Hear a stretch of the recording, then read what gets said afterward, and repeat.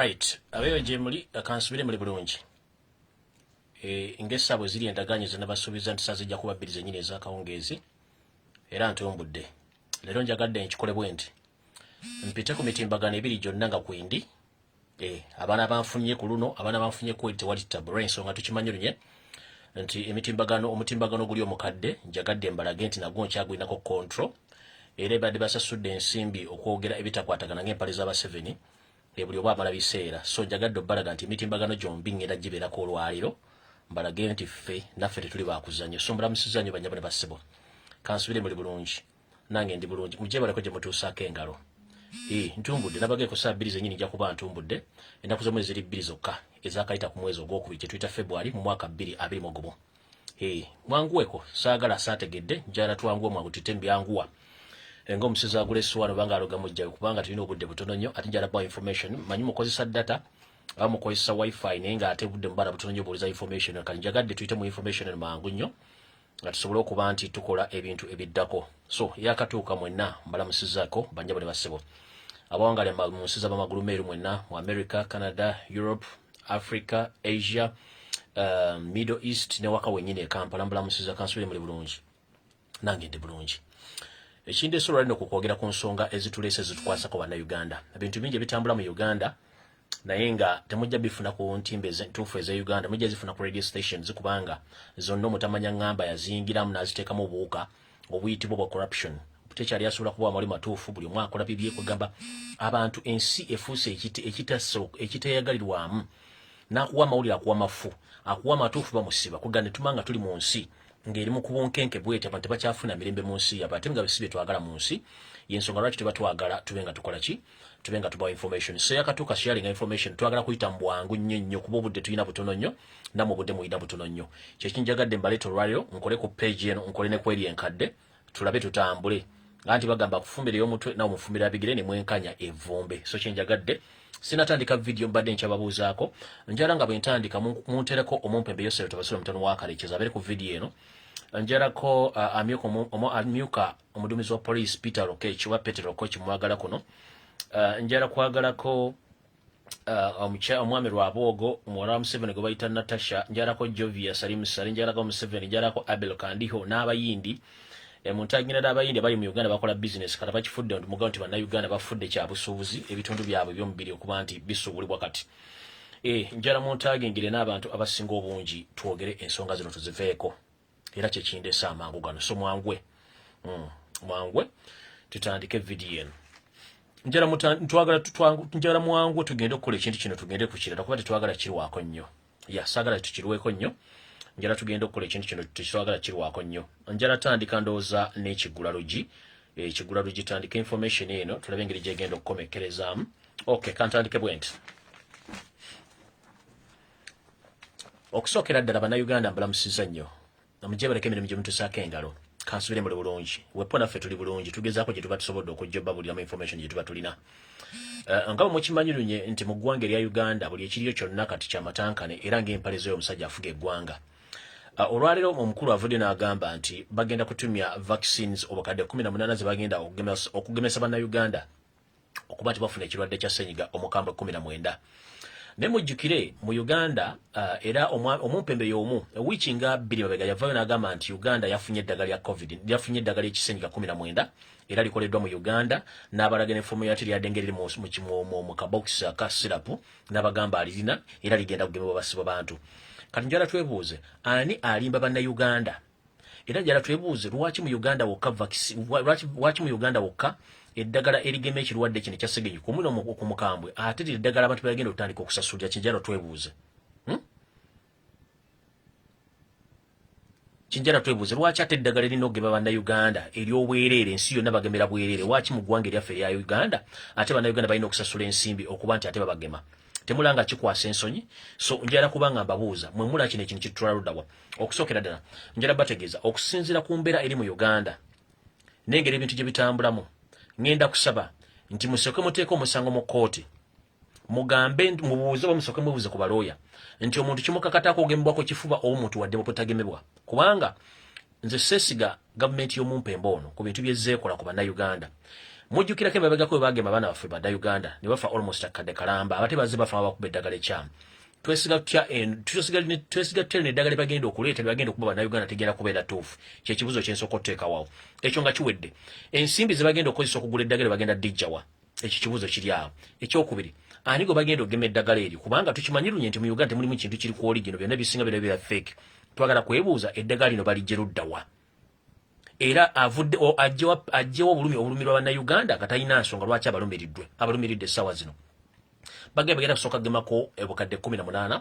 bagenda gemako abantu bali ku myaka 60 okudda waggulu abayina ebirwadde nga sukali pressure basobole okuba nti bafuna empiso zino abantu basinga baddeko mu Europe ne mu Nsenda mukire bulungi nnyo nti omuntu okukola eddagala lino dikuba omuntu bamala digezisizaako gye batwala mu magezi g'eddagala bateekayo abantu bakuba eddagala eryo twala kubuuza bano bakozewa okunoonyereza okulaba nti bageba abantu bano okumanya nti neddagala lijja bakolako batejja bakolako era lwaki bategetinga ennamba y'abantu abakulu abakoze emyaka kuba twandiyagadde okumanya lwaki bategetinze bantu bakulu ekyo kibuzo jja kibalekera buli mwatandika okwebuuza ekibuuzo ekyo nginze mu maaso nkyali ku kiggula luggi eri abantu bangi abadde beemulugunya ate mulaswango twaguwaabye naye ate balooya bataddeko anino naani bannaye njala tubibakakkamu era tubibagumiikiriza ng'asula wansi nti musisi bw'abazze tolina kyosobola kukutuukako ng'omuntu asula ku kitanda waggulu ekisooka nga twawudde personality y'omuntu oba obuntu bw'omuntu buli muntu alina professional ye omuntu gwe bayita lawyer kati nganze bw'omubondaba wano ate bw'onompulira ku ssimu sinze wano nomulala nnyo no chemical ali Lumbuye mulala nnyo ne chemical ali bantu babiri banjawulo so omuntu gwe bayita lawyer abeera wanjawulo nnyo ne personality y'omuntu abamugamba nti ate lwaki Kyagulanyi ate lwaki yaleese simanyi lawyer gundi namuteeka ku pano gundi bannanjala tukkiriziganye nti tulina leading judge agenda okubeera musango ogwo yewe ekitiibwa Sseggona Lubega yagenda okubeera leading judge kibayita leading lawyer yagenda okubeera omuwolereza wa nupo omukulu Lubega Sseggona akali amaggwa ne banna abalala so bano abala bataddeko bagenda kuba bayambako buyambi mu ngeri gye bayisaamu amateeka n'okukebera ebitabo n'okukebera netteeka lisoma ki so ekintu kyonna Robert Kyagulanyi kye yakoze ne nupo mukirekere ye kennyini ne bannamateeka bajja kikwasaganya fe ogwaffe tulinde kuba nduulu nakuwagira nakuwa bujulizi simply sagala buli kimu tulooze ntukimanyi nnyo kuba nze nange siri lawyer namwe abakomplete tuli ba lawyers tuleke Robert Kyagulanyi Ssentamu kye yakoze kyewadde ba lawyer be bagenda kukola omulimu gwe bamanyi amateeka fati tumanyi mateeka so tuleke amateeka gakole ekintu kyago tuleke aba lawyers bagende bakola omulimu gwabwe olw'ensonga bamanyise mateeka bebamanyi penal code bamanyi act bebamanyi kiki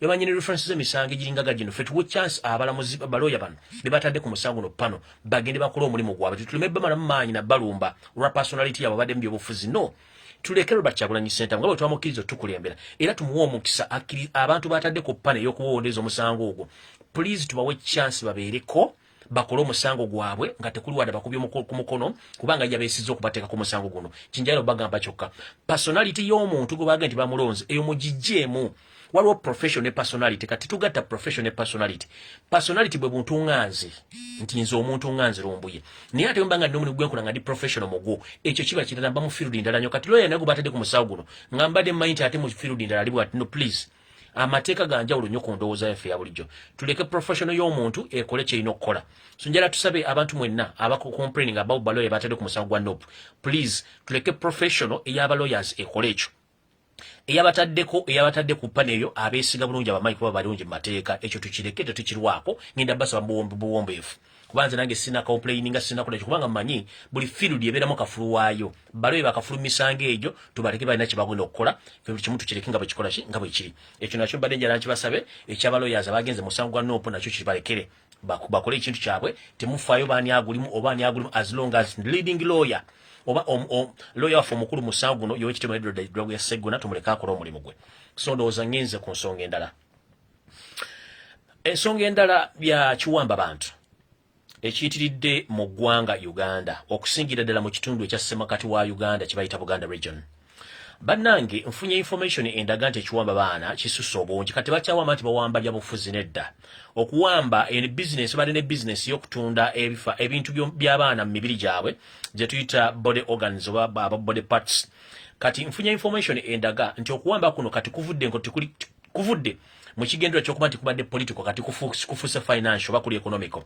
whereby integezeddwako nti business eyo ey'okuwamba abantu kati tekyali nti eri political kati ya business etya bangambye nti omumpembero waboogo ono mwana wa State House omulimu Natasha ono mwana wa State House mulimu Jovia Salemu Kasalimu Sale bali mulimu guno Museveni kenyine Abel Kandiho n'abayindi abaze mu Uganda okola business y'okugula ebibumba okugula ensigo n'ebintu ebirala biringa mbaana abo era singa kibadde kisoboka mwandibadde simayi wakisoboka kubanga gavumenti ene bevudde ko twetaaga okukola postmortem ku bantu betu n'atuzudde mu massive graves ezo kakasa nti bano abantu ne baali bagikola kanjala bagamba nti okuwamba abaana kono kuvudde nti kukyali political kati ekintu kiri economic bakifudde kya ssente olw'ensonga nti abaana ffe bakwata ne babasalamu ebintu eby'omunda ne babitunda mu babiguza abayindi era abayindi mu ggwanga mwe bali abajja okukola bizinensi ezo balina ne fridge nga basuubula ebyennyanja abasuubula ebitundu eby'abaana baffe mu Uganda ne babitwala omulimu guno gukuliddwa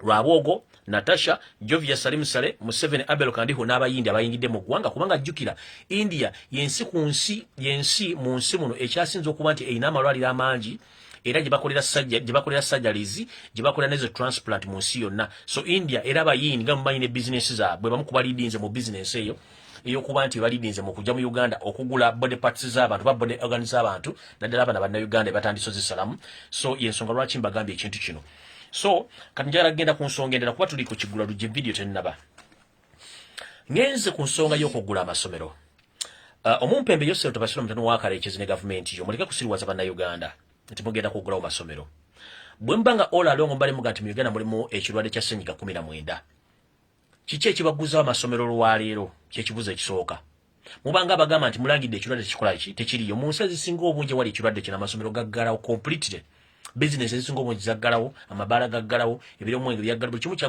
kyaggalawo kati gwe kyekikutanudde okugulawo amasomero one njala tumanyi nti Museveni Uganda ekola bubi mu byensimbi kuba terina ssente abantu baavu nnyo ne gavumenti jafu terina ssente whereby Museveni essaawa zino okugula amasomero ku bugudde university nga tebana facility bande zibagenda kukozesa kiba kitegeeza otadde okujja nga mwagala kukwata abaana baffe mutateko bookira mu masomero kimwagala tugamba nga mwagala kozinga catastrophe naye kitali ekyo bwabanga ekirwadde kikyaliwo kyekibaguziza amasomero abaana ebasoma bagenda funa emirimu era the end of the day bamala okusoma basiba ku street bagenda balina emirimu gye bakola waki muforcinga embeera n'okugula amasomero nga mugigulamu gati waliyo bulwadde okujja nga mufulinga bufulinzizimu gati waliyo teri bulwadde kyetwagala obagamba amasomero gemugulawo essaawa zino abaana bonna abazadde bali waka bamaze omwaka mulamba tebakola kati bagenda kusasuza school fees ki amasomero school fees zaabo zakaweerege weyaba nti kati omwana atookerwako wasomera alina okuba nga asasula million plus mu kaseera kano musedde ekigonzo osanga alina million gyagenda okuweereramu abaana osanga omuzadde nga alina family y'abaana bataano bonna basoma kyokka nga omulimu gwakola ogunoonyerezako tosobola gutegeera naye nga naye akulaga akola mu bulamu bwabeera kubanga obulamu bwazaala mu Uganda. Life in Uganda is gambling. If you're not good at gambling, you can't manage life. You understand? So you're finding a family having 5 kids, all they're supposed to go back to school. But you've asked the parents or their parents, their occupation. Even the parent can't tell you that where I'm working here, but I'm working somewhere. He can't or she can't tell you. But she can manage to take care of that family financially. So that's life in Uganda. Life in Uganda is gambling. So if we are in such a situation whereby now the government is going to open schools, the same time government said that there is COVID-19 in Uganda, it's like who is fooling who? So Yosef Tabasiro mutano wakarizekera okufulinga abantu. Boba ugati mu Uganda tunemu kirwadde kya COVID, wakyugula amasomero. Wano Uganda ekola bi economic abantu balina sente.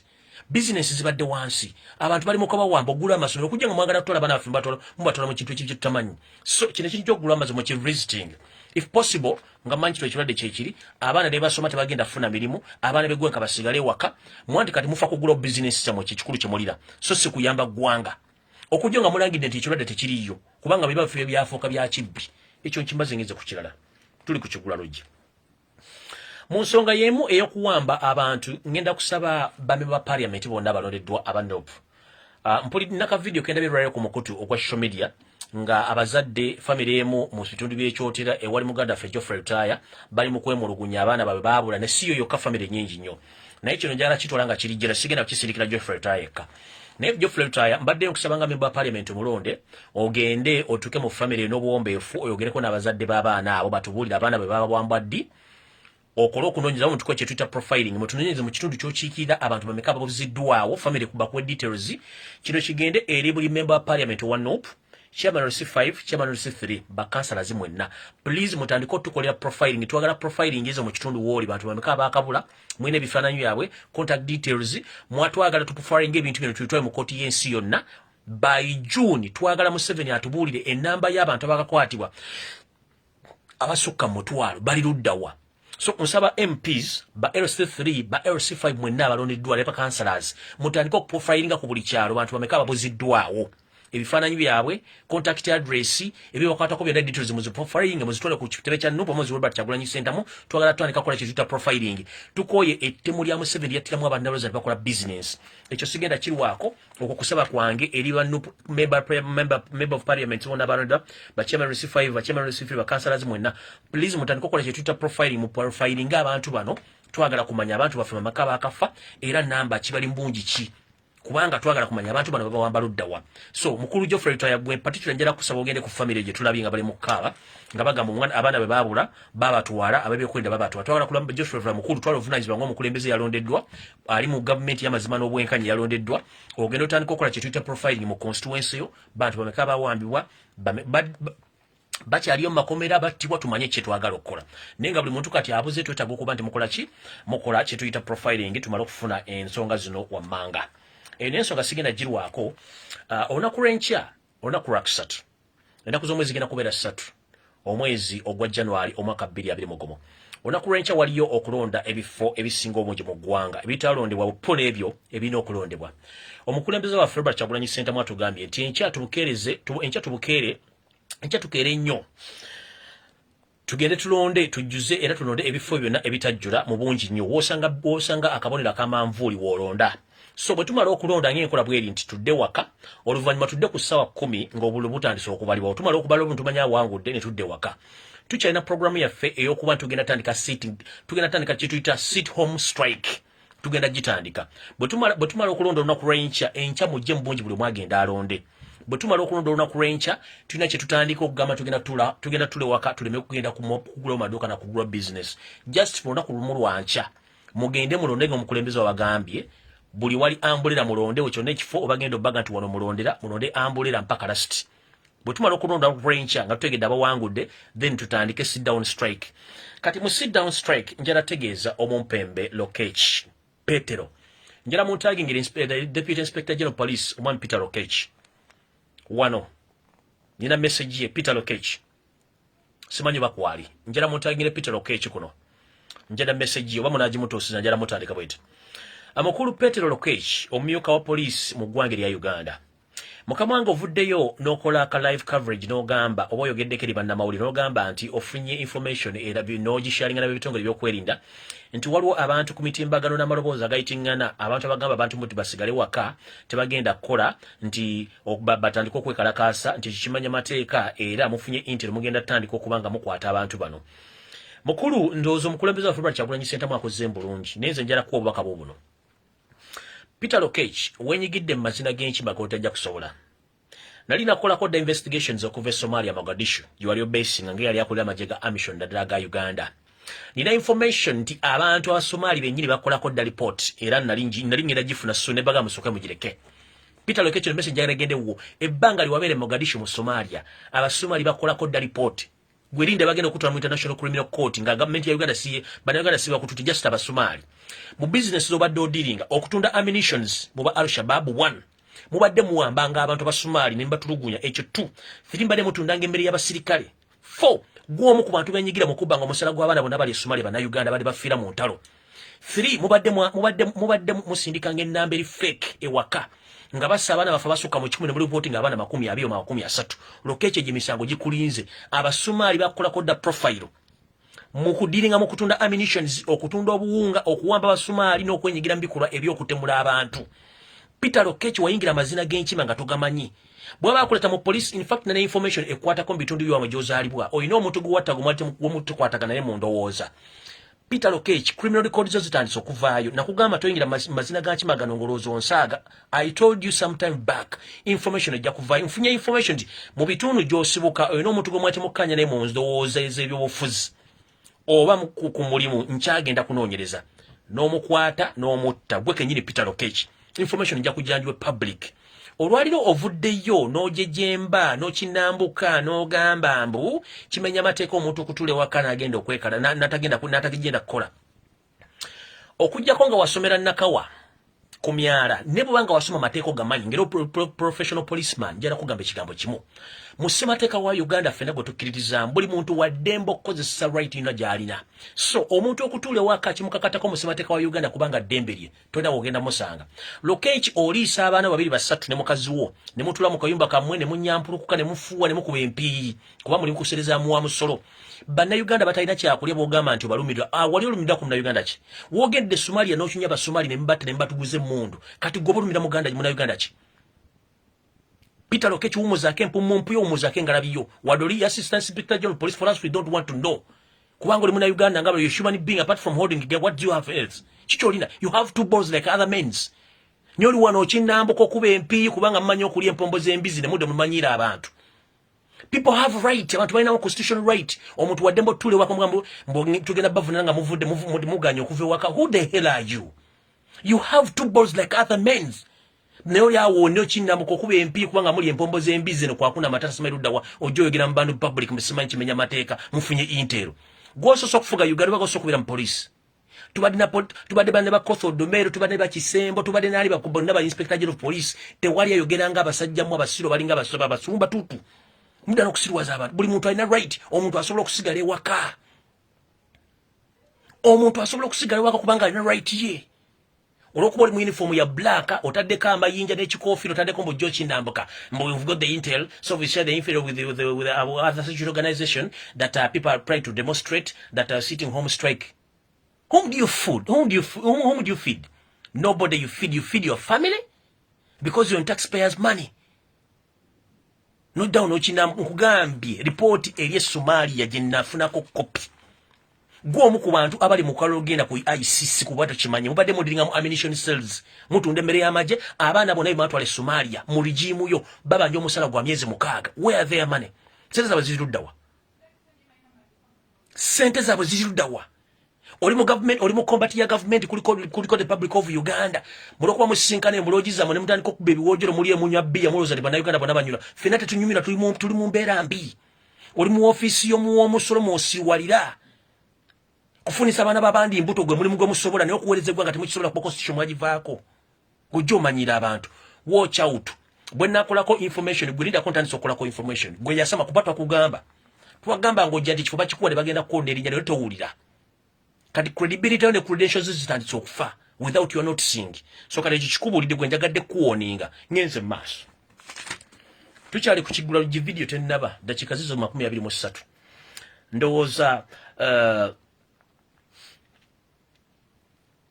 ngenda kusaba na Uganda mwenna abawangalya mu nsi za Bulaaya please munyambeko ekigambo kimu manya abawandiisi sigenda kumenya amanya gammwe mwenna nga gy'oli munnayuganda oli muwandiisi mu struggle tubasaba mugende ku mitimbagano gya gavumenti kwe batadde essente ze bagenda okuwola mu mabanka ag'enjawulo muwandiikire ebitavu bya byensi ezo bwe bagenda okuwola ssente ezo mubibagambe nti ssente tebagenze ne bawola gavumenti ya Uganda ssente kubanga ssente zigenda kuyamba Museveni ng'omuntu so si kuyamba bannayuganda nabagamba Uganda teyina ssente tekyasoloza musolo kuba musolo tegulyo abantu bayavu tebalina ssente Museveni okuddukanya gavumenti gyaga nti agirina gavumenti etali mateeka njagala kusaba mwenna bannayuganda mugende ku mitimbagano mulabe gye bagenda okujja ssente ezo mugende ku website z'ebibanja mubawandikire mbagamba officially if you are to lend Uganda government as Uganda government please you are making a mistake. That money is going to be used by Museveni himself but not on behalf of Ugandans. So if you are lending that money to Museveni, get to know that nobody is going to pay you back. And I'm calling upon all international new lawyers, including Mr. Robert Amsterdam and your colleagues. Please, with due respect, I beg you kindly. Today, I've witnessed that Yosel Tibahaburu Tabasirwa, who called himself the president of Uganda, and the Minister of Finance and the entire cabinet, today they have approved certain loans which they are going to acquire from international foreign banks or foreign finance banks. But please, with respect, Mr. Robert Amsterdam and others, please, with kind of respect, I beg you kindly to write all to those financial institutions, mostly those foreign banks, not there to lend even a single coin to Yosef Tibahaburu, the son of Kareches. because that money is going to, it's not going to be, it's not going to be to benefit by Ugandans. It's going to benefit Museveni himself and his families and his mafias. So we are not going to entertain that nonsense. Every time borrowing money. Where are we going to head? Please, Mr. Robert Amsterdam and your colleagues, the international lawyers of NOPE and some local lawyers, please write to all those international finance companies where Museveni, he and his finance minister, they have acquired loans. Tell those banks to stop lending Ugandan government money, because that money is going to be used against Ugandans. And that money is going to be used Museveni as his Museveni himself and his family, not Ugandans. Please, I beg you kindly. Mwenna bategeza bana Uganda. Mugende muwandikire bibanki bataddeko ebire bigendo bawula sente. Bagambe sente bagenda zuula Museveni ng'omuntu so singa bana Uganda.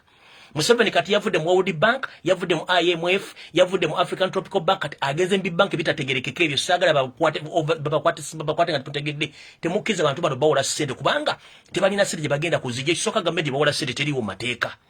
Ekyokubiri sente zino bazeewola zigenda kubeera nga ziri misused. Kati okuwala ekintu kino, please mugambe abantu bano baleme kubawa sente zino, kubanga zigenda kuba zitufuukira ekizibu weyabwe tuyinza okweniga apo ng'eggwanga tulivuddemu nga banka ziritudde. Era ngenda kusaba President wa Robert Kyagulanyi Ssentamu ne baloya bo, please muwandikire ku banka zino zonna.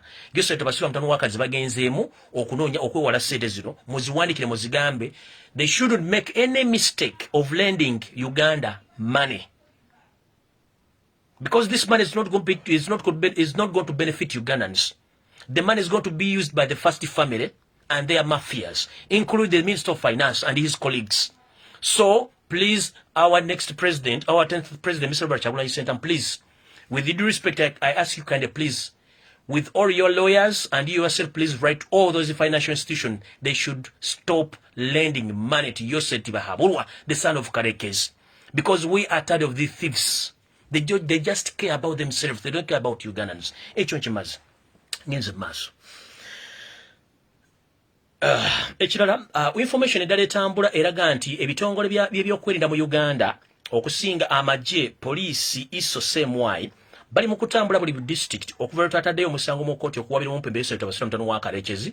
Bali mu kunoonya abaana ba NOPE bonna abalinga ba polling agents aba NOPE, batandise obbakwata okubasaba kye tuyita DRC forms zebasigala nazo, sina kindi okubaleetera duplicate okuba nti babasayiningisako emikono egitategereka, n'abamu bakwatiddwa ne bakubba emigo mizibu nnyo countrywide.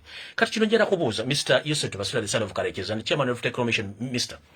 If you declared Yosef Bahabulwa as the winner of 2021 elections, why do you still looking for those NOPE agents countrywide? You arrest them, you torture them, and you force them to sign on other fake DRC forms so you can present those fake DRC forms in the courts of law. Why? If you think that it's you, the one who won those elections, why do you fight at last? Stay where you were. The truth is, you know where to get those votes. Simply, stay calm. Let us meet in the courts of law. You will explain, plus Biabakama. But this nonsense of going around the country looking for NOPE agents, torturing them, arresting them, forcing them to sign on fake DRC forms. Why? Bobo wangula. Simply, that's sarapulesa teka mo sukari. Nyone kachayo tuganti wa wangula. Wacha tu, bobo wangula, wacha tu kulifujjo. Ngenze maso. Mukulu Yosef Basirwa Mutano wa Karekezi business ey'okutunda ebibumba, amawoowolo, obutaago n'ensigo z'abaana wepona emitima nga mwagitaddemu n'abayindi.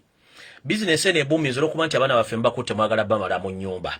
Naye tukitegeddeko lunye nti Museveni olunaku lw'ejjo wasinkanye Omumpembe Abel Kandiho. N'ombuuza ekibuuzo kino.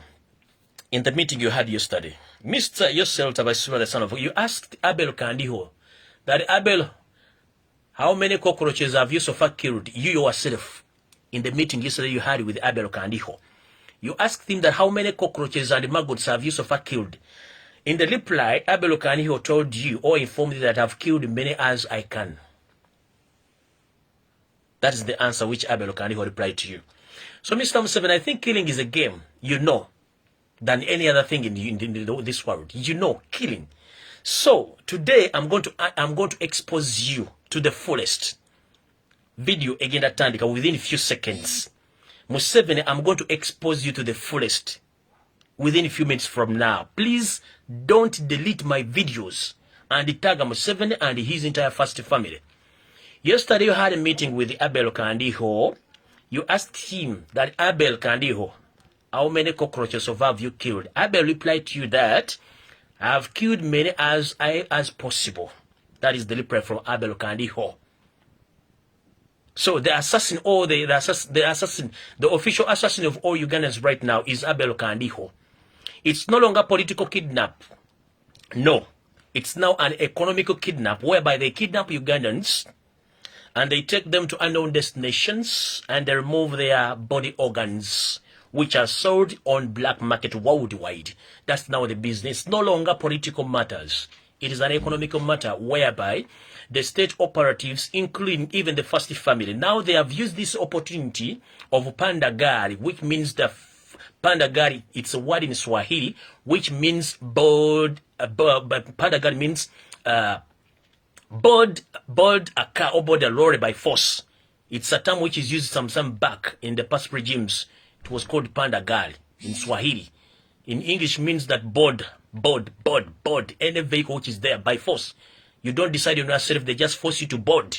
No questions, you just board by force. If you don't board, then they can force you to put you there by force. If you fail, then they kill you from there and take you. So that's the term Pandagali.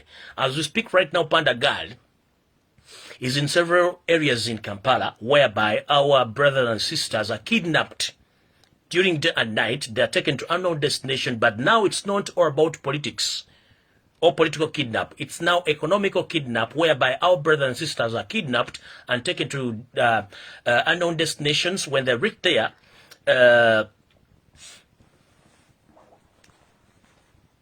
when they reach in those destinations where we don't know exactly, but in different parts of the country, and they start removing their body parts, which are sold on black market. And those dealers right now are stationed in Uganda. Those are the Indians who sees now it's an opportunity to do business of body organs in Uganda as we speak right now. So, eyo nga nvuddeyo kati akatambi katandise bulungi nnyo. Njagala muntagingire yose tebasira mutano wa Karekezi, muntagingire Katikkiro wa Buganda Charles Peter Mayiga, muntagingire n'abalala. Video etandise kati kavudde ku kwanjula katandise. Ntandise bwenti. Olunaku lwajjo bwe nabadde nkola video nabagambye ngenda kunoonyereza omuntu ki eyali emabega w'okuleeta system gye bayita yawula mu bantu abafuge. Era muntu ki eyaviirako okwawukana kwa wakati wa bannayuganda okwawukana mu mawanga ng'ate abaateekawo eggwanga Uganda baliteekawo nga bannayuganda ffenna tulina kwegatta mu kintu kyekimu. Ne nteekayo endowooza yange ne nsaba abantu abansinga ku myaka wakati w'emyaka 6 ku 7 ku 8 bampe endowooza yange. Oba ne mbalekera ekibuuzo nti endowooza yange ntuufu oba nkyamu.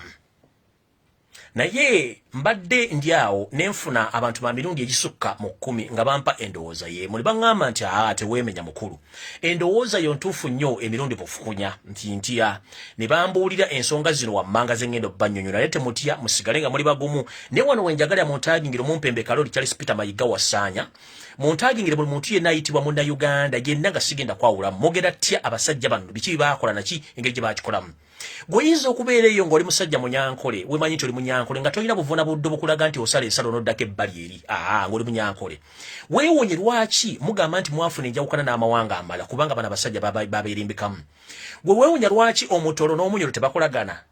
Weewunya lwaki omusongola n'omuntu w'ekintu ekiri awo tebakwatagana. Weewunya lwaki abantu b'omu north tebakwatagana, abantu b'omu east lwaki abantu east tebakwatagana, abantu b'omu central. Bino byonna Museveni ne banne babikola nga batandika ekintu kyetuyita divide and rule okuba nti bafugirako abantu. Uganda mu ntandikwa eggwanga lyateekebwawo okuba nti lyalina abantu abalina okukwataganiramu okutwala mu maaso. Ntandise bwe nti. Mu ntandikwa eggwanga Uganda bwe lyafuna obwetwaze. Era nga omukulembeze yasooka eggwanga lino yali omulangira oba yali Ssaabasajja Kabaka oba yali Kabaka Mutesa owookubiri yasooka okubeera president wa Uganda. Era nga eyali Ssaabaminisita we yali omumpembe Militon Obote kati omugenzi nga ne Ssekabaka Mutesa naye mugenzi ssaawa zino era tebasobola kudda tuwa bujulizi. Kino nno kitegeeza nti abantu abamanyi ebyafaayo basinga obungi bagenda batuggwako naye abakyaliwo bakyamanya ebintu bino mu bulambo okufu bwabyo. ensonga lwaki oba kansoke ensimba wakasansoke ensimba wakati wano awo nga sinagenda ombadde nakyenera okay munsonyiwe ngenda kujja yeeyo kantandike na kano munansonyiwa ngenda genda yeeyo abadde bebuuza lwaki omwami Kabushenga owa New Vision yalekulidde ensonga yiino mbadde temugimanyi ensonga yiino era tebabulya mu Kabushenga yalekulidde musibe bamu no Kabushenga kiri bwe kiti Robert Kabushenga omusajja muna Uganda aludde mu media era agikoledde ebbanga ddene bwe tutuuka mu kaluko okulonda nga kumaze okuggwa gavumenti y'omumpembe yesu etabasiba mutwana wa Karekezi nga tetunaba kulonda bagamba Kabushenga nti tugenda kukozesa New Vision as a company nga kuliko bukedde New Vision ni TV zonna kwe tugenda okuyisa ebinaava mu kulonda ffe bitugenda okuwa nga gwe Kabushenga okubiragira ku bukedde ku Vision na buli kimu ku company zonna eza New Vision. Kabushenga yagamba Yosef tabasula mtano wa Karekezi nti nze ekintu kisobola sikikola sisobola kukolesa company eno kulangirako fake results kubanga company ngenda kubangi sudde ate nga n'abakozi batadde mu ntata company egwire ddala ng'omuntu bwali professional Kabushenga yagamba Museveni kisobola kikola kozesa bukedde TV New Vision ne TV ndazo nazo na countrywide okulangirira fake results mu kalukano akajja bagamba Kabushenga nti omulimu gulekulire Kabushenga nabagamba sigenda kulekulira mulimu guno wabula mumpe yakadde designing enganza omuntu ngende ngensitekoze eki ngensitetegedde Kabushenga bamuwa akadde okulisigninga era okulisigninga kwa Kabushenga tekwadde nti yagenza yagala wabula yagana okulangirira fake results zebawa NBS oluvanyuma Museveni bwamanya nti Kabushenga aganye ne New Vision okola ebintu ebyo Museveni yakwata NBS TV nawa NBS TV radio stations zine bu TV obula kutandika okulangira results ziri fake Kabushenga aganye okulangirira yensonga lwaki Kabushenga bamugoba oluvanyuma lw'okugaana okukola business ey'ekisiru olw'ensonga Kabushenga yabagamba nti bwe kibanja ekitongole kino kyenkulira kimaze ebbanga kikulaakulana sijja kusobola kulangira ku results ziri fake kufuna buzibu nga company egwe nga ndaba gyembadde enzulukanya yensonga lwaki Kabushenga lebamuforcinga okulisigninga era Kabushenga n'abiwummula n'abinyika mu nsuwa so Kabushenga tiyawo mudembo emyaka jimubida akawero oba kikinedda yagana okulangirira fake results ku TV yabokedde New Vision olupinyi West Smith Cosmetic Company Kabushenga yagana nonsense nagana n'alyoka alisigninga by all means Kabushenga nagana kati nyeze maso nzizeyo wali lwaki Museveni lwaki ebintu ani yali mabega okulumba olubiri lw'Emmengo era bani abalulimu kiki ekyaleta okulumba olubiri luno ekisooka kambadize katono omumpembe Yosef Tibahabulwa lutabayisirwa mutano wa Karekezi aludde mu gavumenti za Uganda eziyiseke mabega nga akolamu emirimu egy'enjawulo naye Museveni ono musajja yajja alina ekintu kyabalanga era akibala menja arabagamba okuva mu mwaka gwengenda okwogerera mu Museveni azzasa abantu mpaka okutuuka olwaleero yattanga abantu lulinga ali mu gavumenti ziri kati bw'olwaleero bwabanga yali mu control ng'alina gavumenti alina ekkooti alina amagye alina amakomera alina buli kimu olwoza abantu bameka bayakatta nsimbudde mu myaka gye tukubye mabega emiyitirivu ennyo emyaka egyo tegibadde myangu eri bannayuganda bonna nga tetwawuddeemu ggwanga ki omumpembe Yosef tabasira mutano wa Karekezi yamanya bwe yali mu gavumenti y'omumpembe Obote yamanya nti kizibu nnyo okufuga Uganda nga tomaze kwawula mawanga ga Uganda gasinga obungi bwe yakimanya n'agamba nti eggwanga erisinga obuzibu mu Uganda ng'onoofuga Uganda baliyita Baganda olina okwawula Abaganda ku bitundu ebirala bya Uganda nobakubaganya gwe nobagunoofuga sinakindi okugezaako nnyo okutta Abaganda obakendeze mu nnamba wepo n'okubeerimbikamu osobola okukola by'oyagala Museveni ono bwamanya nti kino kigenda mukolera ate nga n'Obote yali yakisomako dda mu kosi yali asomye ng'omugenzi Mwalimu Julius Nyerere akimusomesezza mu kosi ze yasoma mu bbanga eyali mabegako omumpembe ono Obote yakirina mu bwongo naye Yosef Tabasira mutano wa Karekezi ng'akoleramu n'omwami gwe bayitanga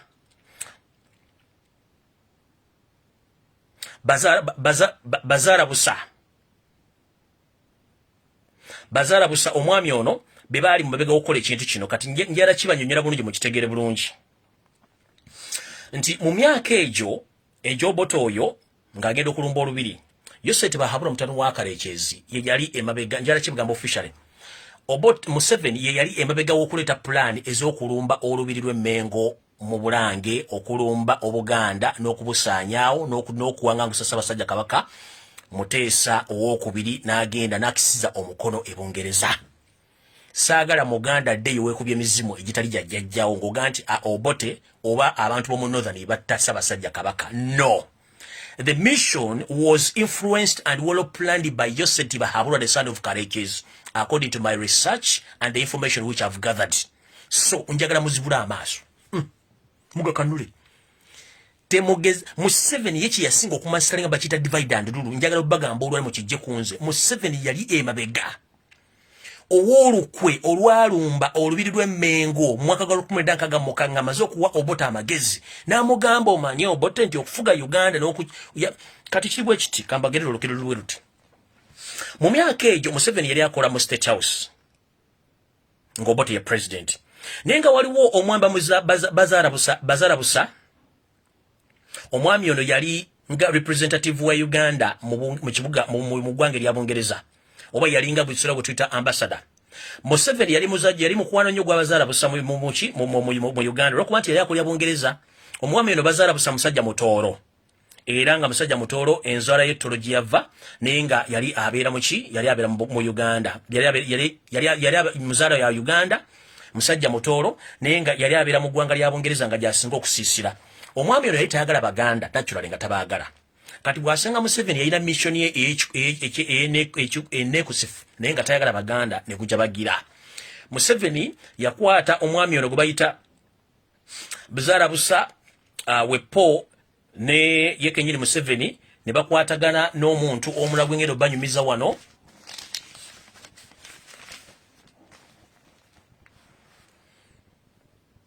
Ne bakwatagana mu kikolwa kino eky'okutandika okuteeka ensasagge oba okuteeka omugenzi Militon Obote omupikamu omukka omuteekamu omunnyo omuteekamu kamyu okumutinkula obwongo omuwa plan ey'okulumba olubiri lutya.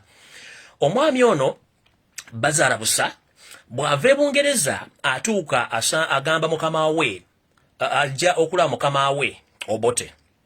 Bwatuuka mu ofisi y'Obote yasangamu ekifaananyi kya Sir Edward Mutesa mu ofisi ye. Bwakisangamu n'agamba Prime Minister Obote, lwaki okkiriza ekifaananyi kya Kabaka wa Buganda Mutesa okubeera wano? Oli munene nnyo, Kabaka ontateekeddwa kukulidinga nti ye president wogwo olina okubeera president. Omukulu ono Bazarabusa yakwata ekifaananyi kya Sir Edward Mutesa n'akiwangula waggulu kisenge n'akirinnyalinnya n'akimenyaamenya okulaga Obote nti gwe olina okubeera president so si Mutesa. Museveni aba ali awo Bazarabusa ne Museveni batandika omufumba omuwa ebigambo oba omuteekamu ebigambo mumupikirira okulaba nti afuna obusungu okulaba nti alumba olubiri. Mu kino ekintu mu kusooka kino tekyali mbirowoozo byaki tekyali mbirowoozo by'Obote kulumba lubiri. Kino ekirooto kyali tubayise tutapasira ntono wa Karekezi omwami Bazarabusa waliwo n'omwami gwe bayita Batalingaya abasinga omungi abantu bakulu mu myaka manyi mwe bayita Batalingaya bano baawa omwami Obote mission ey'okulumba olubiri. Naye ate waliwo omwami eyali akulira amajaago ebiseera ebyo eyali ame komanda bamuyitanga Oproti. Oproti bwe bamuwa ekirowoozo kino ye nga ye Oproti yagamba sisobola kulumba Bwakabaka bwa Buganda sobola kulumba lubiri lw'Emmengo. Oproti ye n'akivamu n'agamba sisobola kulumba Bwakabaka bwa Buganda wadde okulumba Kabaka Mutesa. Oproti n'akivaamu ye n'akivaamu. Kati Museveni bw'amala okumanya nti Obote abadde aduumira amajaamu gyemedde kiki Museveni kye yakola? Batalingaya Bazarabusa wepo ne Museveni kiki baakola n'Obote. Mu biseera ebyo Bazarabusa bye bw'atuuka ew'Obote n'amugamba ssebo ekintu kyekugambye okiwulidde oli musajja munene nnyo okusinga ono gw'oyita pulezidenti wo Kabaka wa Buganda. Kyekiseera tugende tulumbe olubiri lw'Emmengo tumukubiremu tumuggyemu osobole okufuna obukulembeze. Ekintu kino kyapulaniingibwa Museveni Bazarabusa Batalingaya ne batuuka okutandika okukola omupango guno ogwatuuka okuleeta Obote okukola ki? Okulumba olubiri. Kati olw'okuba nti omwami ono Oproti yagaana okulumba olubiri ng'eyali ame komanda. Mu biseera ebyo Museveni n'Obote baasala bakozese omuntu eyali ku ddaala erya wansi eyali omumalirivu. Mu biseera ebyo yali omugenzi Idi Amin Dada. Ye ne bamukozesa ogenda okulumba olubiri olwo. Wamala okulumba olubiri olwo balulumba bulungi nnyo. bwe balulumba ebyava byonna abasinga obungi bimanyi bulungi nnyo ekyaviirako Ssaabasajja ekyaviirako Ssekabaka Mutesa okuwaŋŋanguka n'addukira mu ggwanga erya Bungereza gye yabeera akabanga mpawe kaaga okutuusa lwe yakisa omukono n'afa oluvannyuma ate enjolo eneddizibwa mu Buganda n'eziikibwa. Mukitegedde bulungi? N'eziikibwa.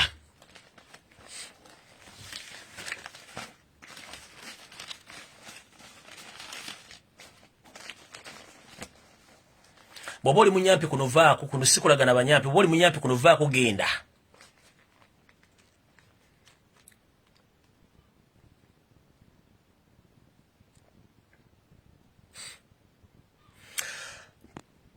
Mu budde bwe bumu oluvannyuma omugenzi Shaban Oporoti bw'agaana okuduumira amagye agalumba olubiri kubanga yali CDF w'amagye ago ng'eyali komanda n'agaana okulumba olubiri olw'okuba nti yali ayagala nnyo kabaka wa Buganda era ng'ayagala nnyo Abaganda. Museveni Bazaara Busa Batalingaya Obote baatula mu meeting ne bagamba nti ono mwami Shaban Oporoti bamuteeke ku house arrest. Era nga Museveni bwe yasaba ne banne bakwata omugenzi Shaban Oporoti ne bamuteeka ku house arrest ne bamuteekayo kwe kuduumira Idi Amin Dada n'agenda n'alumba olubiri lw'e Mengo ebyavamu abiraba mpaka nakati bye tulimu ebizibu bino. Naye before okukola ebintu ebyo Abaganda bangi bajja banga battibwa mu mission ezitaategerekekanga naye ngera Museveni yaziri emabega kubanga yalina ekigendererwa kye kyeri akola. Era mu meeting eno abalagira okukwatibwa kw'omusajja n'ate ku house arrest kwaliko Obote yennyini Museveni Bazaara Busa Wepo ne Batalingaya simanyi oba akyaliyo. Bonna bakkiriza okukozesa omugenzi Idi Amin Dada okulumba olubiri era n'alulumba mpaka lwe yalusula ku ttaka okulumba Mengo. Naye ng'oli omwami ali mu house arrest yalina okukola ekintu ekyo olw'okuba nti yagaana.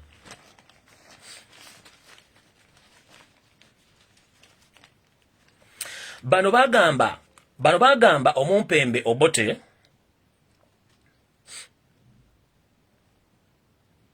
nti oluvannyuma nti omugenzi Shaban Oporoti aganye ebiragiro by'okulumba olubiri lw'e Mengo tubadde tukusaba omugobe oba omudismissing okuva mu magye ng'omugye mu house arrest wabula mukole ki omugye mu magye. Mu kumujja mu magye kino Museveni yalina ekigendererwa kye n'omusajja omugenzi bagundi Batalingaya balina ekigendererwa kyabwe. Wano maaso waliwo omuntu gwe bateekamu gwengendo banyumiza mumanyi nti omusajja ono balina oluka okuva dda. Omugenzi ono Obote bwamala omugowe ekiragiro eky'okudinawunsinga omugenzi Shaban Oporoti okumujja ku bw'amagye omakomanda kino Museveni yayina ekigendererwa ki nga balina omuntu wabwe yali mu magye gwe bali baagala okukola ki gwe bali baagala okufuula amekomanda. Era mu biseera ebyo bwe twogerera waaliwo mu Uganda mu regime y'Obote waaliwo ba brigadiers mu army baali babiri naye erinnya lino nafunyeeko limu okwali brigadier Perino Okoya yali ku Dalia brigadier. Then kwaliko lieutenant Kano oba lieutenant Kano bali babiri mbiseera ebyo. Kwaliko omugenzi Olito Jok, kwaliko n'omugenzi oba akyaliyo simanyi kubanga olwamanya gatakyawulira kamu system. Kwaliko omugenzi Ndahenda oyo ne yaliko kati Ndahenda ono herere ono musajja yali munyarwanda nenga ali mu government ya Museveni bebali ku ddala erya lieutenant Kano ge bantu babiri.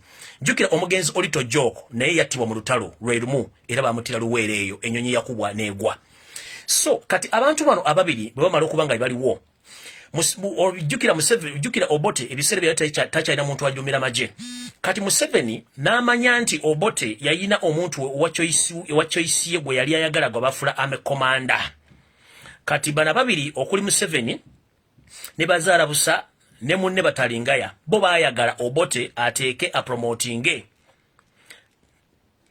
omunyalwanda waabwe oyo gwe mbagambye Ndaherera okubanga yagenda okudumira amagye ngolo Museveni alina kyabaze ne Batalingaya okuba nti ono yabadumira amagye omuntu waabwe gwe bali ba plantinze gwe bali bayina nga ye omudu ng'omukulembeze Obote ye mu biseera ebyo yalina omudumizi we gwali ayagala abeere omudumizi w'amagye. Olira Obote wapanga yalina omudumizi w'amagye gwali ayagala Museveni kye yakola mu kimanyi wano wetulaga Museveni kye baakola bapulaninga n'oyo eyali Batalingaya ne bapulaninga okwassassinatinga Choice y'Obote eyalina okudumira eyalina okufuuka omuduumizi w'amagye era omusajja bamusanga mu bitundu by'omu mambuka ga Uganda bamuttirayo Obote n'abanga takyalina ki Obote n'abanga takyalina choice bwe bamala okutta omusajja oyo Obote gwalinako choice okumufuula ame commander Obote teyalina choice okuba nti bali batandise omuyingira munda nga bana basajja balina ebigendera byabwe. Oluvannyuma Museveni bamala okukola enteekateeka yaabwe y'okutta omwami oyo waliwo omwami omu eyali omuwagize ennyo ow'amaanyi ow'ekibiina kya UPC bamuyita Abbas Balinda yali asibuka Kampala eyo. Abbas Balinda yajja ne yeegatta ku kibinja kino kya Museveni Batalingaya n'oli munnamagye Ndahenda ne batandika okukola olukwesisiro okutandika okuba nti bazoganya okuba nti bafuna kye baagala mukitegeera bulungi naye mu mbeera y'embu baakola ebintu bino kyatwalira Museveni obudde n'okukola olukwe luno okwali kutuukira kubanga abambala ne basooka ne batta Choice y'Obote gye yali alina y'okufuuka ame commander Obote n'abanga takyalina choice okuggyako okuddira omumpembe Idi Amin Dada omuwa obuduumizi bw'amagye era Amini bw'aba Obote obuduumizi bw'amagye ng'ajjukira ono Museveni Batalingaya nono munnaabwe yali magye Ndahera bali balina ebitabo basomere nga Amini yali tasomyeko bitabo wadde n'ekimu kino kyanyiiza Museveni okuba nti Amini omuntu atasoma baamu okudumira amajogero okulumba olubiri ne bamale bamufuula ame commander kino nno kyanyiiza Museveni n'atandika okulaba bubi omugenzi Idi Amin Dada era okuva ku olwo yempanana n'obukyayi bw'alina ku Idi Amin Dada. Ekyo tekyali kyo Museveni ne batandika okuzoganya gavumenti y'Obote nga tebagiri munda bagikoleramu kino tekyalwa n'omumpembe Idi Amin Dada n'amala n'awamba Obote n'atwala obuyinza. Amini bwamala okuwamba Obote ate kano kaali kasamba ttuko Museveni n'adduka n'adda Tanzania egyo baavanga mu kibiina kye baakolanga eky'abaforonasa okujjanga okulumba gavumenti okulumba eggwanga lya Uganda okuttanga abantu naye nga main target yabwe kuva dda okutta kwali kwa Baganda mainly Museveni kigendera kyali kyakutta Baganda era babatta. Kati omwami ono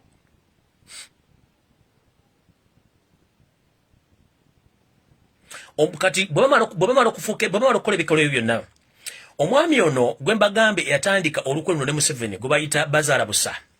Omwami bwamala okukola enteekateeka zino Bazara Busa akwata emmotoka ye ey'ekika kya Volkswagen agivuga akimbadde Entebbe oba yali agenda kulinnya nnyonyi awo nange simanyi.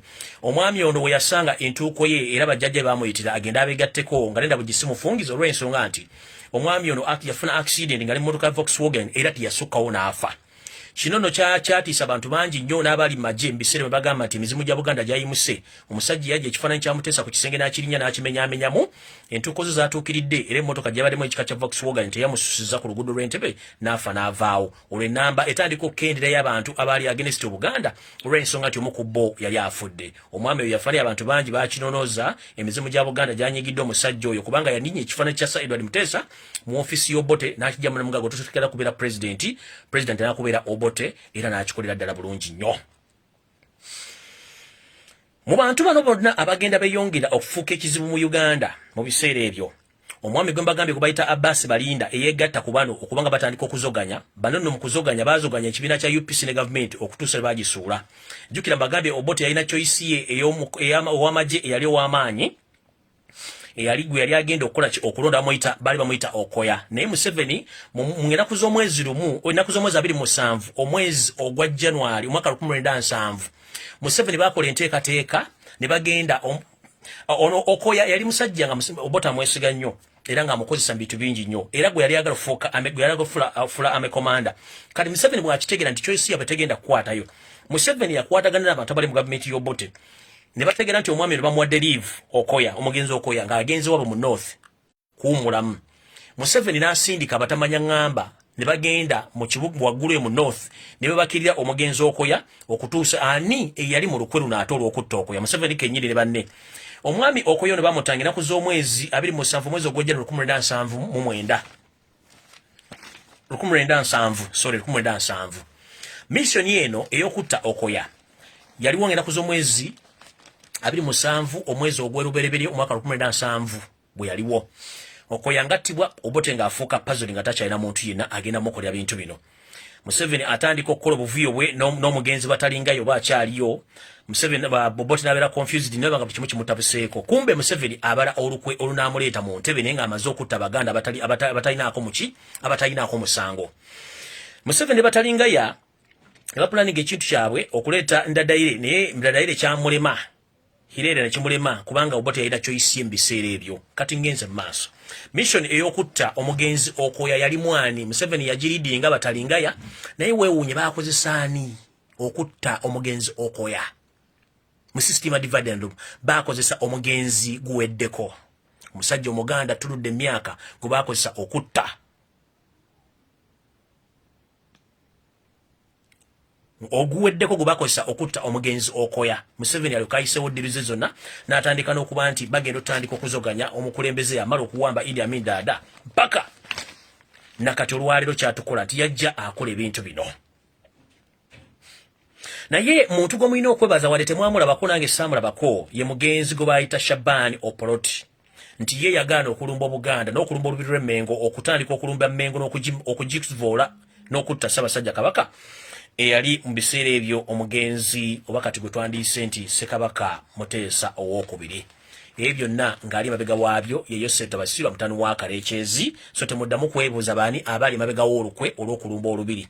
Ye Mumpembe Yoseri Tibahabula Otabasirwa mutabani wa Kalekyezi. Awulidde ebigambo bino bitwali nti bikulu, omusajja gwe tuzannyisa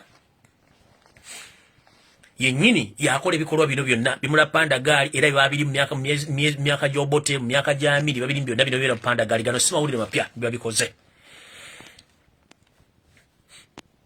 Ensonga gyembaga nti lwaki Museveni teyagala Amini olw'ensonga nti Amini kyeyali musajja muyigirize nga bano balina choice yaabwe y'abantu abayigiriza bali mu magye ne Amini ne bamulonda okuba nti yali aduumira amagye. Kitegeeza nti bo baali baagala Museveni baali baagala Obote promoting omuntu waabwe Obote ne kimulemerera kwe promotingamu Idi Amin Dada n'aba n'amwefuulira. Museveni atandika okukolana omugenzi Idi Amin Dada olw'okuba nti teyalina buyigirize ate nga yali atutte obuduumizi bw'amagye ate n'amala n'akola ki n'amwefuulira. So nno kino kituzaawa nti bannayuganda mwenna buli omu ali eyo njagala mukimanye okutta abantu Museveni tatandise leero. Okutta abantu kubaddewo back way mu myaka gy'enkaaga plus nga Museveni yali mu kintu kino manju bagenda babala ekintu kino. Ekintu kya kidnapping Pandagaali okutta abantu olwa Museveni yattanga abantu ng'akyali mu gavumenti nga talina kyali. Naye ate kati bw'abanga yali mu gavumenti yalina ssente yalina buli kimu nga ye mateeka ye buli ki agenda kutta abantu bameka. Okutta it's not your problem okutta. So buli muntu aliyo ng'obadde omanyi nti simanyi Obote yalumba Obuganda n'alumba olubiri n'alukuba. Obote yalumba Obuganda olw'okuba nti bamuteeka Museveni batalingaya n'omwami gwe bazaala busa omusajja omutoolo be bateeka influence eyawa obutwa obw'ebigambo n'okuteeka omunnyo mu mugenzi Militon Obote okulumba olubiri lw'Emmengo okutuuka nakati olwali Buganda we buli. Mission ya Museveni esooka akimanyi lunye nti Omuganda bw'obanga tosse Muganda tosobola kufuga Uganda. Olina okukinya Omuganda politically, economically, physically, religiously, olina obba kinyolwa okufuga eggwanga eyo. Era gy'ala bagamba there is a cripple nkiddamu ekigambo kiri cripple genocide which is taking place in Uganda right now as we speak. Mr. Yoseri Tibahabulwa, the son of late Kalekyezi, please stop the mission of the genocide, mostly targeting the Baganda youth. You've been doing it all along since 1960s. You've been murdering, assassinating Baganda mostly. And as we speak right now, if we check in all books of political history in Uganda, the most targeted figures or political figures in Uganda, mostly they are Baganda. Because you had an hidden agenda with your entire colleagues to cleanse Baganda. So please, Yoseri Bahabulwa, stop your creepy genocide against the tribe called Baganda in Uganda, including other tribes in Uganda. We know that you are good in the system of divide and rule. If you don't divide people, you can't rule them. Divided, you rule. United, you can't rule them. So that's why for you, keep ever dividing people so that for you can rule them. But please, mister, the mission of cleansing or the creepy genocide against the Baganda youth and the Baganda political figures in Uganda must stop with immediate effect. This is not a so joking subject. Please, people, wake up before it's too late. There is a creepy genocide taking place in Uganda, mostly against the Baganda tribe in Uganda. People are buried in massive graves in different parts of, even in Uganda. All those mass graves are found in Uganda in different parts. These people, they grabbed land, where even they take those bodies and they bury them in mass graves. They use the deserted forest to bury those people. Most of the Baganda.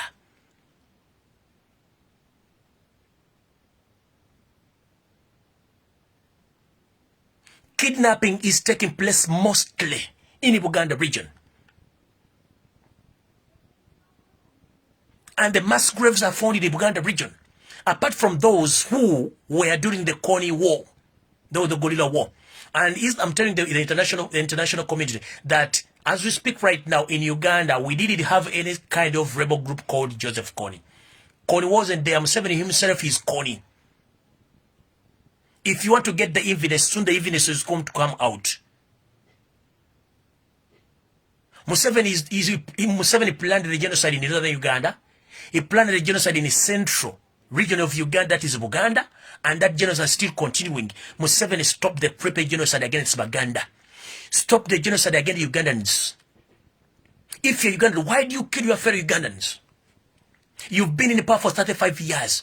What reason can you give to people that each and every political disagreement ends up in losing lives? Please, mister, please stop. This is nonsense. All political arguments, they end on the round table by discussing issues and we agree, but not assassinating or killing people. You must stop your nonsense. The creepy genocide which is taking place in Uganda must stop, but mostly targeting Baganda youth who are kidnapped on daily basis, day and night. They've been picked by these vehicles called drone, the mode of kind of Matatu. There is a mode of vehicles called Matatu, but they are nicknamed drones.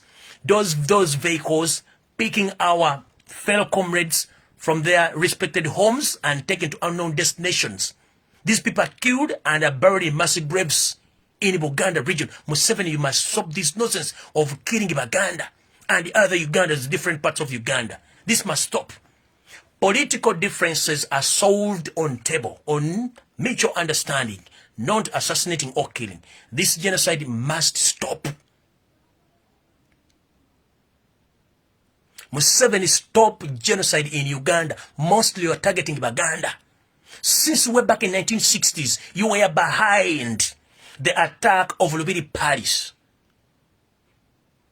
It's you, Batalingaya, Bazarabusa, the former UK convoy in Museveni in Obote's regime, who sat and organized the attack on the Mengo Palace. It's you influenced Obote to attack a Mengo Palace. And some information which I had late after this video, I was informed that after the attack of that parish, Museveni, you yourself, you went there to observe and to see and to inspect the damages which were caused by the Obote's regime. And it's you who influenced that attack. What about a man like you?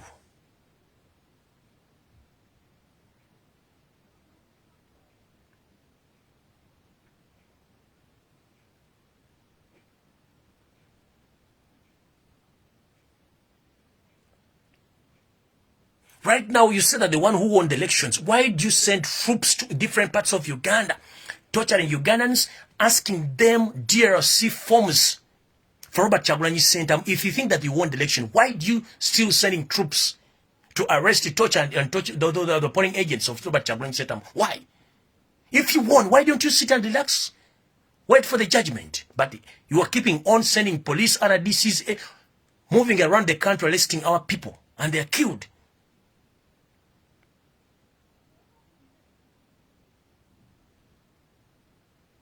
Museveni, stop the creepy genocide against Baganda.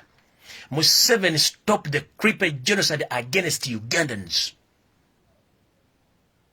Because you found us united, but for you, due to your influence, you influenced the late Obote to attack the Mengo Palace in 1966, which led to the death of the number of Baganda. And even our leader, the late Sir Edward Mutesa, flew the country until when he got refugee in the UK, where also you influenced Obote and his assassin. You sent some agents to UK and you finished the late Sir Edward Mutesa with poison. That's why ever you come on the media and say, those who think that they're Baganda, I'll crush them. That statement is going to be used against you. That video still there on social media. Each and every person in worldwide has that video where you said that you are going to kill Baganda as you used to do way back. That's why in Baganda mbalete video kano mumanye olugero kye tuyita Genesis mu luzungu. Museveni ajja obusungu ku Baganda.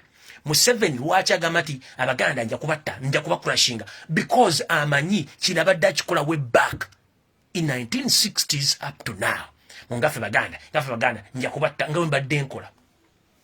Kati badde tamanyi Genesis wolugero luno Obote yalumba olubiri lw'Emmengo nenga influence ne yambali ekintu kya divide and rule. Abaganda bawukane n'abalango, bawukane n'abateeso, bawukane n'abakibo n'abanubbi, bawukane enseta banguko babenge. Museveni yali mu kintu kino era nga bwakikoze nakati akyakikola.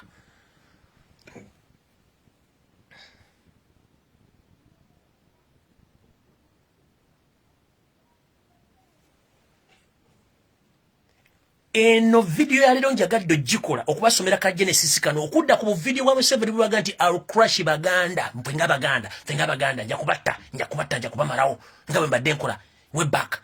Kati if you hear that word way back, now nkuletedde Genesis wolugero lwa videos ebbiri muzikwate bulungi muzimu mulire video eno lwalero mugicomparing no video biri Museveni bwaga nti Abaganda nja kubatta nga bwe ndabattanga, I'll crush Baganda, mpenga Baganda. This is the genesis of that video.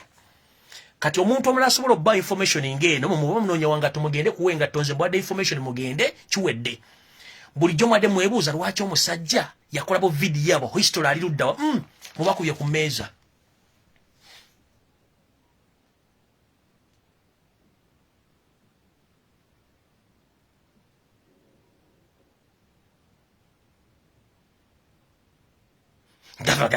Baganda, nja kubatta. I will crush you as I used to crush you way back. That means this man had an Asian agenda way back, pointing and targeting Baganda mostly, no other tribes in Uganda. You can't hear in any part of Uganda people are dying like they are dying in Buganda, because he knows that Buganda is a center of all the center of collections for all Ugandans, where they come from different parts of Uganda. So he targets mostly the Baganda way back in 1960s. That's why I gave you the reference of the story according to the two videos which himself Museveni recorded. He was caught ready-handed stating that he's going to kill Baganda as he used to do some time back. So the genesis is here of those videos. So whoever need more evidence about this, don't blame the northerners that the one who influenced Obote to attack Mengo parish or attack Baganda. It was Museveni, Batalengaya, Bazarabusa, and the others who forced the late Obote to attack Mengo because they had their agenda which is taking place right now. Museveni stop the creepy genocide of the Baganda in Uganda and stop the creepy genocide against Ugandans. Because we have tired. Since 1960s, you've been killing Ugandans. Up now, you're still killing you. For what use?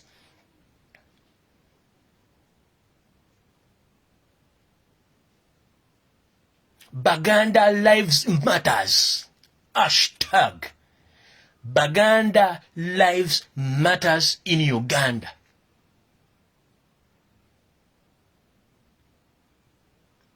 Ugandans matters live in Uganda. Nze sikola kirunga simaze kikola ko research. Video bili Museveni ze yogera muzirina. Nja kurashinga Abaganda ngabe ndaba kurashinga all our way back. History mbabuulidde.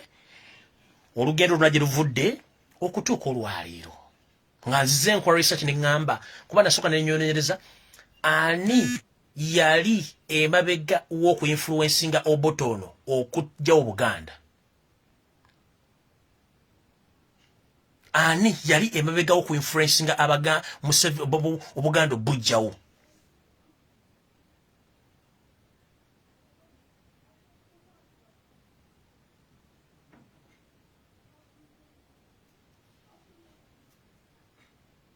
Okitegedde? Yali Museveni yennyini.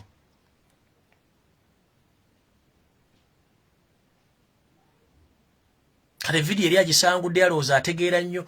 Tolina ky'osobola kukola. Bino byonna twabimanya. Tolina ky'osobola kukola Museveni. Wano wonna twamanyawo mukulu. Twamanya nti bino ogenda bikola. Byonna tubimanyi bulungi nnyo. Ensonga lwaki nkoledde ku page 2. Okitegedde mukulu? Tolina ky'osobola kukola. Byonna tubimanyi bino. Tubimanyi bino twali tubitegeera nti ojja bikola. So let me see. Byonna twabimanya nti ojja bikola.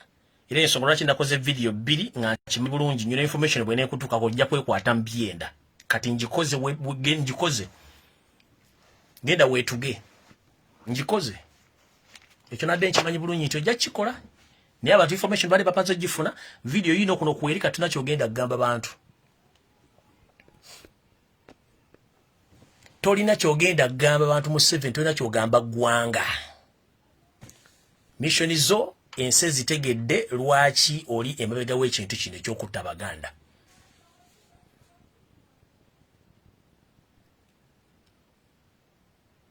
Okitegedde? Mutegedde bulungi.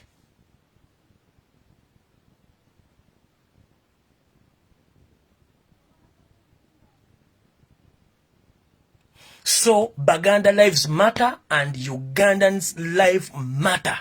Museveni stop the creepy genocide against Baganda. You understand? Yeah. So hope you get me right. So you deleted the video, but unfortunately I used 2 phones. So twana kyogenda kukola. Yicho badde wakitegedde simanyi wadde wakitegedde kati genda weetuge information gyeri already video ebaddeyo era abantu bagenda gisaba ku Facebook bulungi bagenda gisaba ku YouTube bulungi nnyo. So anti eri avudde n'agamba agikutte mwayinza okuzambu yansinga okutegeera nange ntegeera mukulu. Bino byonna twabimanya nti bijja kubeerawo.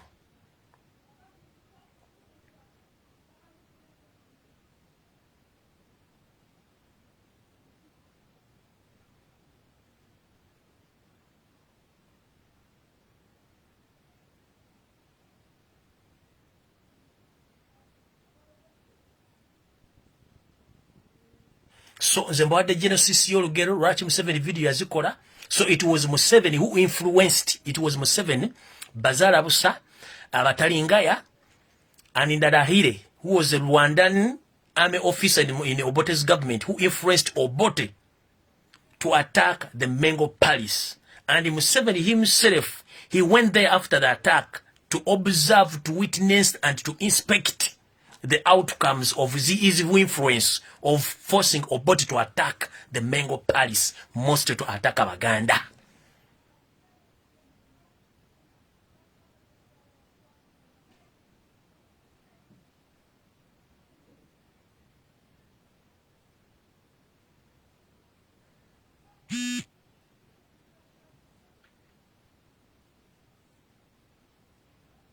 So temuddamu kwekubya mizimu mwe simanyi Obote yalumba olubire Mengo simanyi balugwala stop attacking northerners.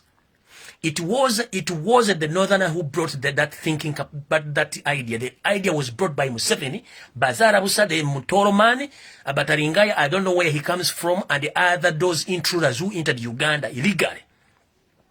So please, whoever attacking the northerner that they participated in killing Baganda and attacking Mengo Parish, Obote at first he didn't have that idea.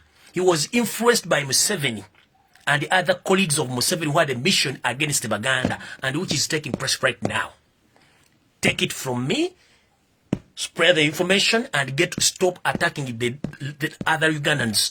It is the Museveni's mission from way back to attack Baganda and to disorganize Uganda. That is his mission, and he's still promoting that info. And the man who was behind all this, after let Idi Amin Dada become the president of Uganda, after the coup, which overthrown the late Obote, Museveni ran out from Uganda up to Tanzania. He went with his colleague, General Pecos Kutesa. Right now, he's a general in the State House. General Pecos Kutesa is a very quiet general, but deadly and dangerous. General Pecos Kutesa, during his activities in the Finance Army, is among the most dangerous creatures on planet Earth.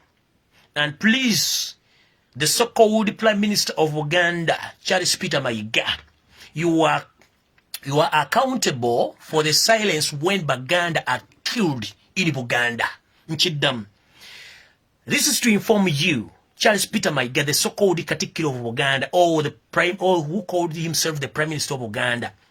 You are accountable for your silence when the lives of Baganda youth, both girls and boys, are killed, massacred, and buried in mass graves, and you are quiet.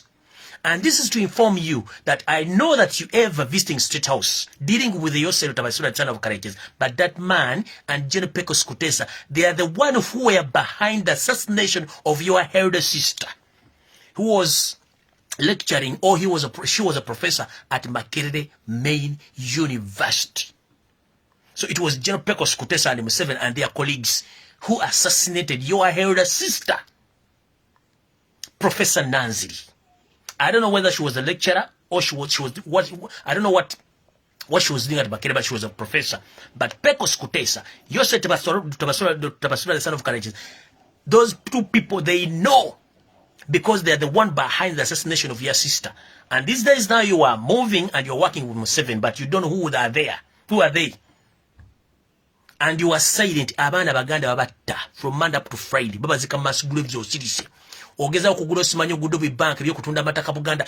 Your brain is settled in selling land, houses. Abana bane bagenda kubira mu njwezo.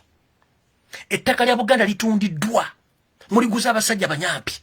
Buganda teyetaga kati bintu byankulu akona yeta kusevinga bulambu Baganda. Buganda abana Baganda betaga change. Bana Uganda betaga change. Osirise okujja okuzunga no pale bono bujja kati bongo gera mu State House kudiringa nze ndewunya musajja gwe simana kinyirowoza gyotegeera. Omusajja natasistanga omukulu nensigala nga mukolera.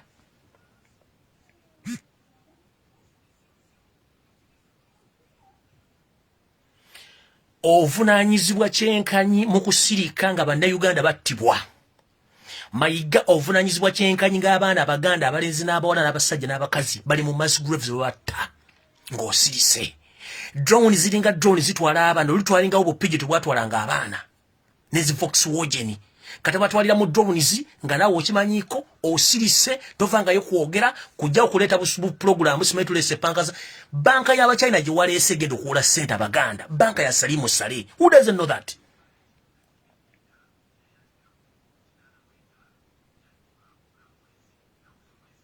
Mayiga banka gye waleese y'aba China ndi mwakoze partnership okutunda amayumba n'ettaka mu Buganda.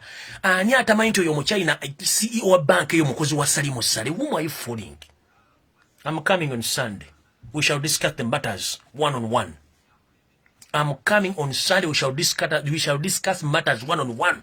Mayiga, stop fooling Baganda. Stop fooling Ugandans. You know it very well that that Chinese woman, the CEO of that bank you came with in Mengo to associate with, that banker, the CEO, is unemployed, is an employee of Salimu Sale.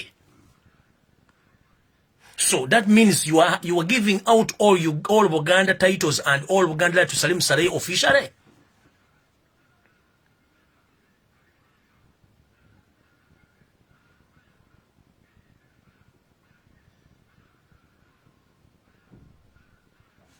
Bane mukaba bakumira takumira mpera tusinkane nyera kumuna mwana kwencha olwokusatu n'olwokuna. We meet on Friday nga mazo gathering information endala okujja nga lwe kinandeta speed naye okay.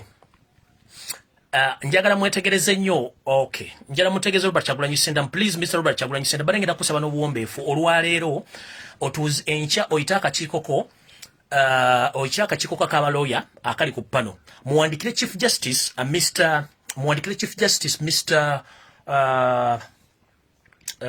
Winyidolo mumutegeeze nti ku pano ey'abalamuzi balonze kuliko omukyala gwe bayita Lilian Tibatemwa. She's not qualified to be there. Yeah, according to the information which I've gathered, kubanga mo posting ze kemisana. So His Excellency Robert Kyagulanyi Ssentamu, the fully elected President of Republic of Uganda. With the due respect, I'm just asking you kindly please sit with all your lawyers who are going to represent you in the new case against Electoral Commission, Yosef Bahaburu, the son of Karechezi, and Electoral Commission boss. Please write to the Chief Justice informing him that Justice Lilian Tibatemwa, she's not supposed to be on that panel. She's unfit, she's corrupt, she's a state agent working on behalf of Janet Kembabas. I'm going to come with the genesis by either on Friday or on Thursday. The genesis.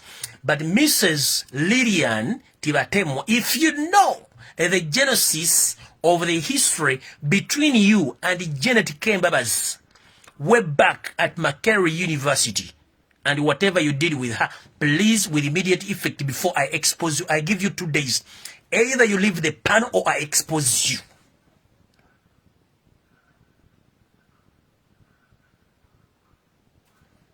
Kanunjagala mukasalemu. Mungambire omukulembeze waffe owa 10 addako Robert Kyagulanyi Ssentamu. Ayite baloya bonna okulumeda Lubega Sseggona n'abalala 50 bawandikire Chief Justice omwami Winnie Dolo bamugambe tufunye okwemulugunya nti omukyala gwe bayita Lilian Tibatemwa atudde kakiiko akabalamuzi bagenda okusala omusango ogwo nti tali fit public emwemulugunyamu. Omukyala oyo history we si mulungi nnyo. Omukyala oyo yakolerako Makerere University yakola ne Janet Museveni ngenda bireeta. Ne before nga sinna bireeta omukyala oyo mbadde musaba nga tayagala mu exposinga. Kubanze what time mukyala Lilian Tibatemwa, please nkusaba ove ku panel ng'obudde bukyali, otherwise ngenda ku exposinga ne mukama wo Janet mu exposing. Nkuwadde 2 days.